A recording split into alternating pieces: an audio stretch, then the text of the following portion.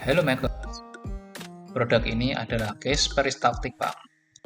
Di video sebelumnya bisa kita lihat desain dan proses cetaknya. Sekarang waktunya assemble dan perakitan case-nya. Kita pakai solder dan insert M3. Insert dipasang satu persatu pada lubang yang sudah disediakan, lalu ditekan menggunakan solder panas, dan kemudian kita masukkan semua komponennya. Dan jadilah produk case peristaltik pump.